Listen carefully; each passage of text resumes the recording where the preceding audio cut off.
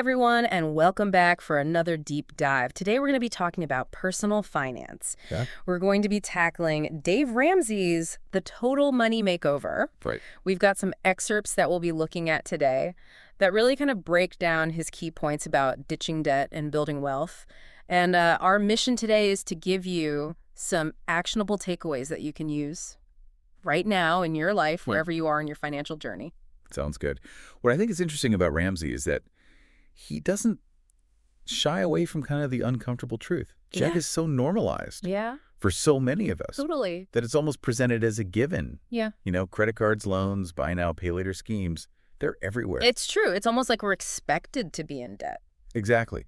But Ramsey throws down this challenge. What if you could live completely debt-free? Oh. It makes you pause. It does. It makes you think. Right. Okay, so that vision sounds amazing. But how do we actually get there? Let's talk about those famous Ramsey baby steps. Yeah. His 7-step plan for achieving financial freedom. The first step is saving $1,000 as a starter emergency fund. I get the need for a safety net, but honestly, is $1,000 really enough for unexpected things like car repairs, medical bills? You know, it's not about covering every possible scenario. Okay. This starter fund is designed specifically to break that cycle of relying on credit cards for smaller life happens moments. Mm-hmm. It's about creating a buffer so you're not reaching for plastic immediately when something unexpected pops up. That makes sense. So what's next? Step 2 is where Ramsey gets really interesting. He calls it the Debt Snowball Method. Oh, I'm curious about this debt snowball. Why focus on the smallest debts first? Wouldn't it make more sense to attack the ones with the highest interest rates? Yeah, that's a really good question. It's more about psychology than pure math here. Okay. By knocking out those smaller debts quickly, you get a sense of accomplishment. You know, a win that fuels your motivation to keep going, and it builds momentum. Imagine the feeling of paying off that smallest debt, crossing it off your list. It's a boost that helps you tackle the next one and the next, until that snowball of debt is completely gone. Okay, I can see the psychological benefit there. But let's be honest, living on a strict budget and cutting unnecessary expenses like Ramsey suggests doesn't sound like a walk in the park. You know I love my little treats. Sure, I hear you. It's not about permanent deprivation. Okay. It's more like a temporary training montage. Remember those in movies? Yeah. The hero pushes hard for a while to reach their goal. Okay. Same here. You're making conscious choices for a defined period to free up money and reach your financial goals faster. All right. Training montage it is.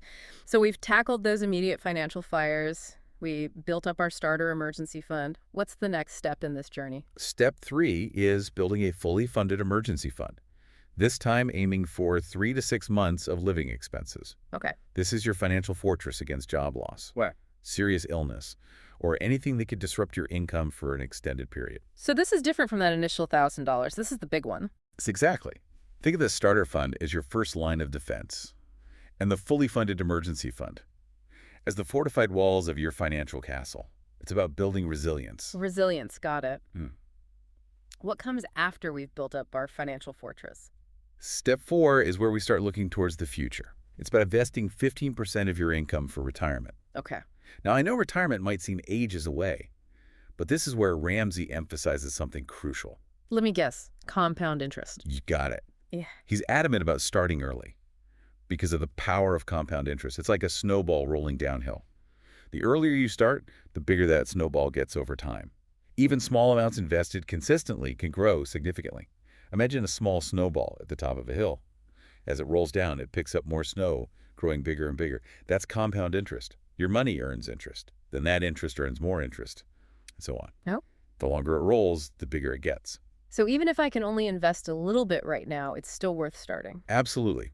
Think of it as planting a seed for a future tree. The sooner you plant it, the more time it has to grow. That's a good point. But with so many investment options, it can be confusing to know where to begin. Yeah. What does Ramsey recommend?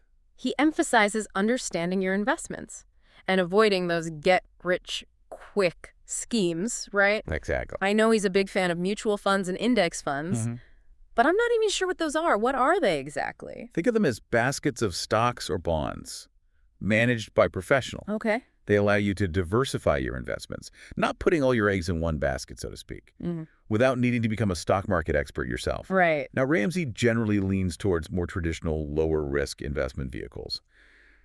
But it's always wise to do your research.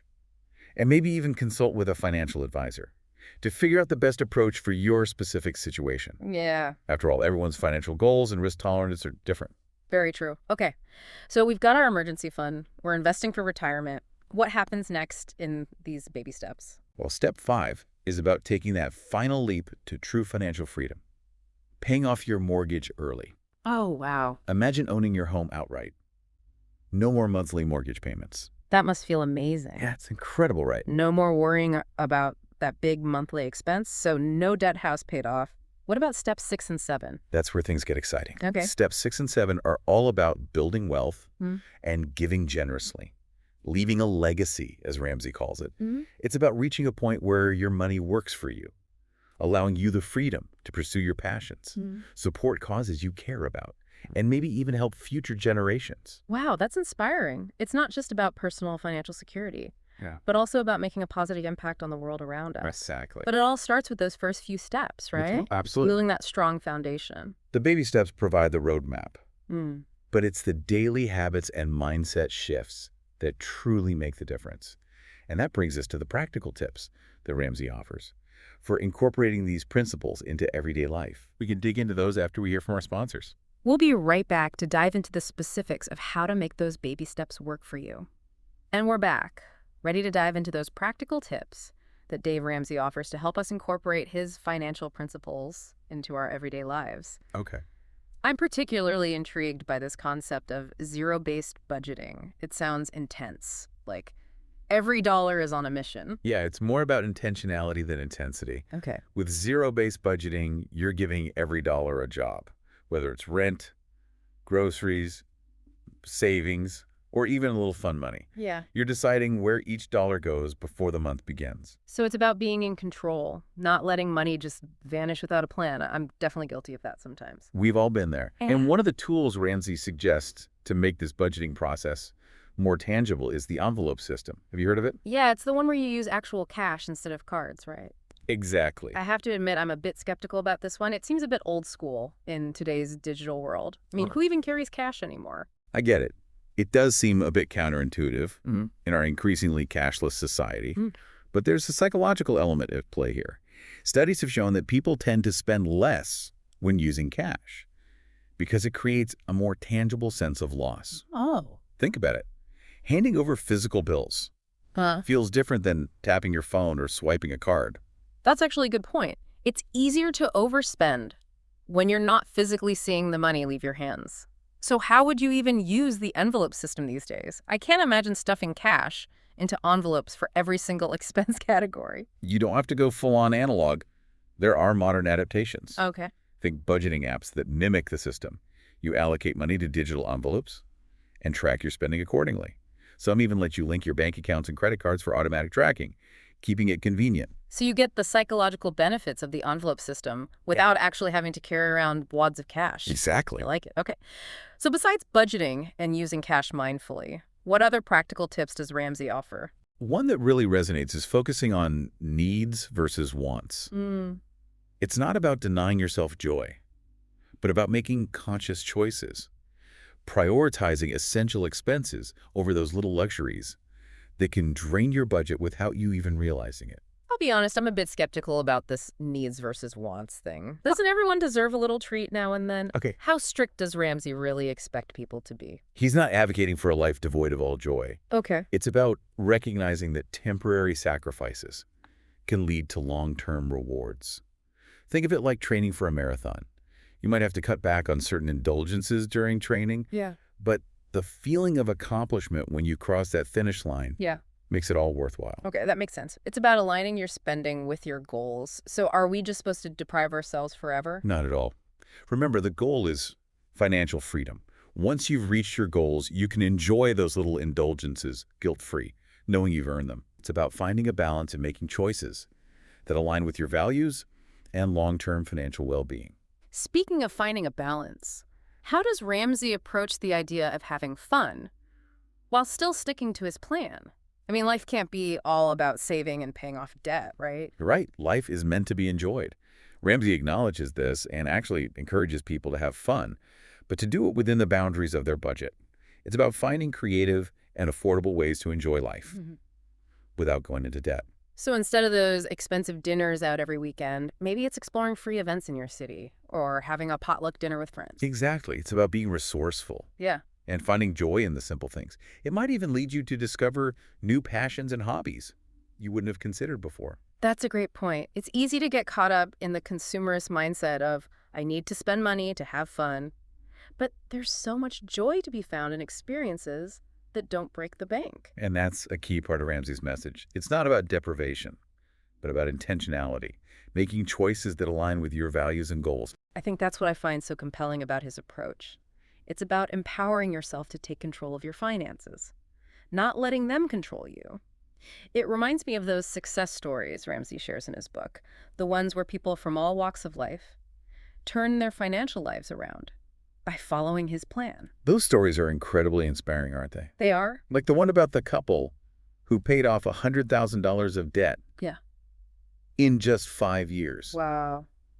by diligently following the baby steps. They weren't making a ton of money, but they were determined and consistent. And look what they achieved. And the single mom who used the envelope system to save $10,000 in a year. Yep. It's a reminder that this stuff really can work if you're willing to put in the effort. Those stories are powerful because they demonstrate that financial freedom is attainable for anyone.